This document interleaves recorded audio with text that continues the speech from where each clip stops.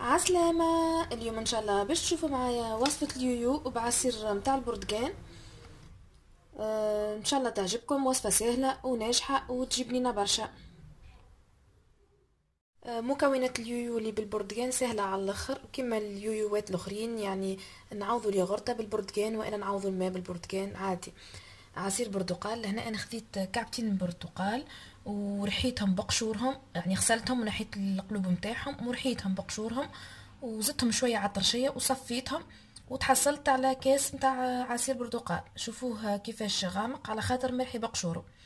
انا لهنا خديت كعبتين برتقال حلو، يعني كعبتين برتقال حلو. كل واحد البرتقال اللي يحب ياخذه مش يعني عادي برتقال حلو ولا قارص تنجمو تاخذوه. من نفس كيلة البرتقال خديت نص زيت، نص كيلة زيت، يعني كاس برتقال معصور عليهم نص كيلة زيت وعليهم نص كاس سكر. كعبتين عظم، الفارينة اللي باش نلمباها والملح اللي باش نحط رشة ملح باش تعزز النكهة، وعصرة قاص نعقم بها العظم وباكو خميرة. لهنا مانيش باش نعمل سكر فاني على خاطر البرتقال فاوح. وبالنسبة للشحور سبق وهبط وانا طيبت الشحور وخليته يبرد. انا لهنا مانيش باش نستعمل لا خلاط لا حتى شيء. باش نحط في الشقاله متاعي البيضتين، وكي تحبوا تعملوا كميه اكثر جوست نضاعفوا الكميه، يعني اوليو كي نعملوا كعبتين عظم نعملوا اربعه، فهمتوا؟ ولا زوج باكوات خميره مع الكعبتين مع الاربع كعبات عظم. نحط السكر، نص كاس سكر، نحط عصره قارص باش نعقم به البيض، ونحط ساشي خميره. كما قلت لكم مانيش باش نعمل سكر فانيليا على خاطر البرتقال يعني فاوح ما يستحقش. باش نعمل رشه نتاع الملح اللي باش نعزز بها النكهه، مش برشا، جوست رشه. نخلط المكونات هذه كل مع بعضها بالمغرفه، مانيش باش نستعمل ركاده.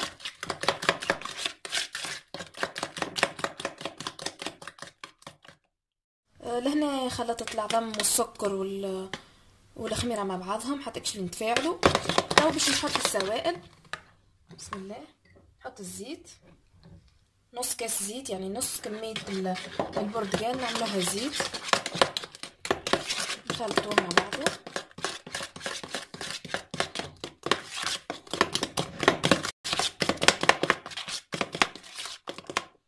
وتوا باش نحط البرتقال. البرتقال علاش عصرته بقشوره؟ باش النكهه تجي بنينه في اليويو، ما يجيش فيه ريحه الزفاره نتاع العظم. لهنا انا خديت كاس نتاع برتقال.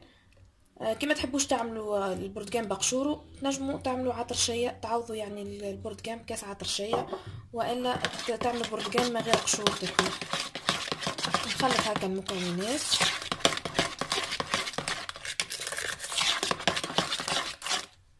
ونبدا نلم بالفارينه حتى كش نتحصل على عجينه متماسكه، اما ماهيش يابسه برشا، متماسكه تبدا طريه شويه.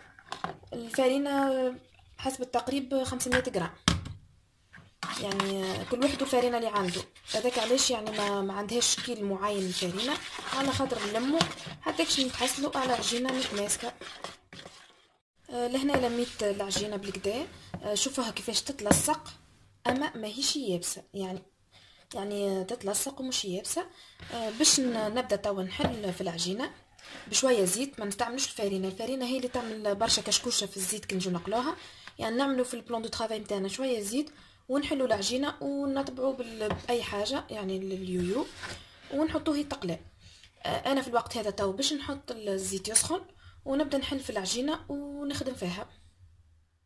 هنا حطيت شويه زيت في صحن صغير باش نحل به البات الزيت هكايا. نعمل شويه عجينه في البلان دو طرافاي ويدي هكا بالزيت، ناخذ كل مره شويه عجينه.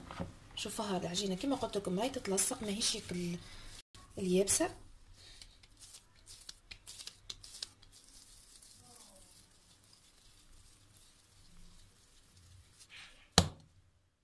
حطيت العجينه على البلان دو طرافاي باش نحلها هكا شويه برولو، ما نحلوهاش خشينه برشا باش ما يجيش اليويو معجن. ولهنا حطيت الزيت يسخن على نار هاديه،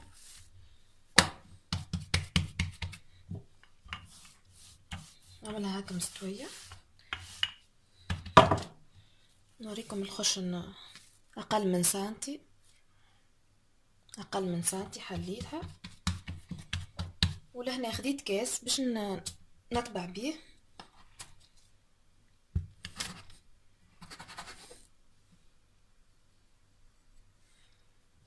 الكاس هذا هكا نحطه في الزيت باش ما يلصقش العجينه.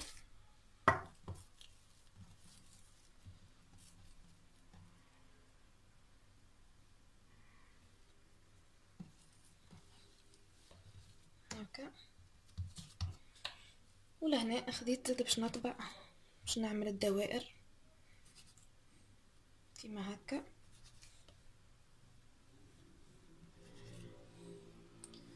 كي يسخن الزيت حطيته انا على نار هاديه، لازم يسخن. نحط كعبات اليويو يتقلاو، وكي نخرجهم من المقله نشحرهم ديريكت، نحطهم هكا على جنب هكا هكا. نزيد ناخذ نص اخر متاع عجينه. كما قلت لكم رانا نقلوه زاد على نار هاديه باش يطيب بالكدا وما يتحرقش، ويطيب من داخل بالكدا باش ما يقعدش معجن. شويه هكا زيت نحط على البلان دو طرافاي ونحلها. وكما قلت لكم زاد الفارينه كي نحلو بالفارينه راهي هي اللي تعمل الكشكوشه في الزيت، ويولي فما فارينه يعني محروقه من لوطه تهبط تركح في الزيت. ماذا بينا نحلوها هكا بطرف زيت، ما نحلوش بالفارينه.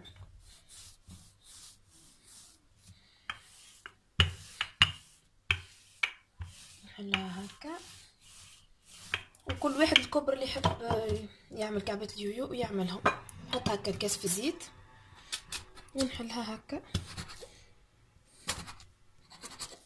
اللي يحب اصغر يعمل اصغر، اللي يحب اكبر ينجم يعمل اكبر. نحي العجينه هذه ونحطها ترتاح باش من بعد كنحلها تطاوعني في الخدمه.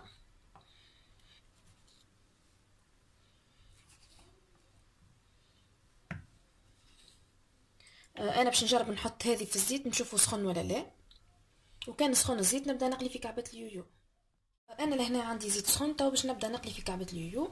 حبيت نقول لكم على حاجه، راهو كي نخدموا اليويو ديريكت نبداو نقلو فيه، ما نقعدوش يعني ما نخلوهوش يخمر وما يخمرش اليويو، خاطر فما شكون اللي يسالني نخلو العجينه تخمر ولا لا. راهو ديريكت نخدموها. لهنا حطيتهم يتقلاو، هما يتقلاو لازم نبداو نقلبو فيهم. ما نخلوهمش يحمروا ضربه واحده من الشيره بعد كده نقلبوهم. لازم كل مره نقلبو حتى كش لين ياخذوا اللون الذهبي ويطيبوا بالكدا من داخل. انا ديجا هاي اللي جربتها كيفاش لونها صفراء وتجي بنينه برشا راهي بالبرتقال. كل مره نقلبوهم هكا، ما نخلوهمش يحمروا من شيره ومن بعد ندوروا شيره الاخرى. كل مره نقلبوا حتى لين يطيبوا بالكدا. لهنا عندي اليويو خذا لون محلاه هكا ذهبي. باش نحيه نحطه ديريكت في الشحور، واللي يحب مشحر برشا يلزم اليويو سخون والشحور سخون. انا لهنا جوست باش نحطهم هكا في الشحور ونحيهم ديريكت، ما نحبوش مشحر برشا.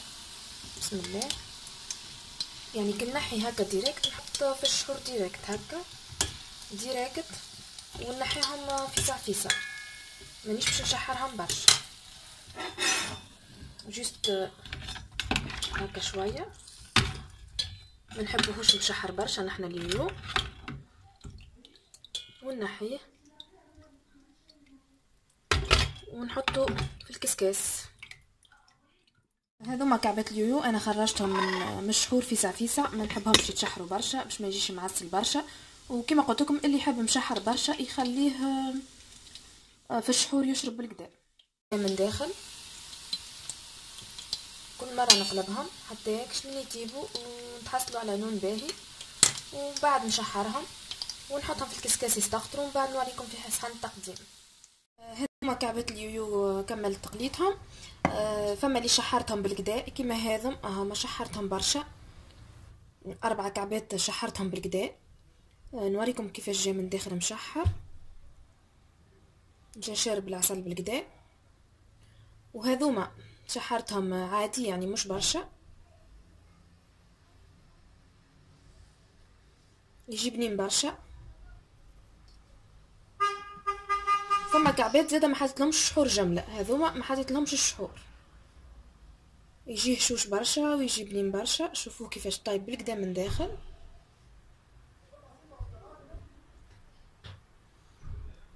وهذه كانت وصفتي لليو اللي بالعصير متاع البرتقال، وان شاء الله في وصفه اخرى، وبسلامه.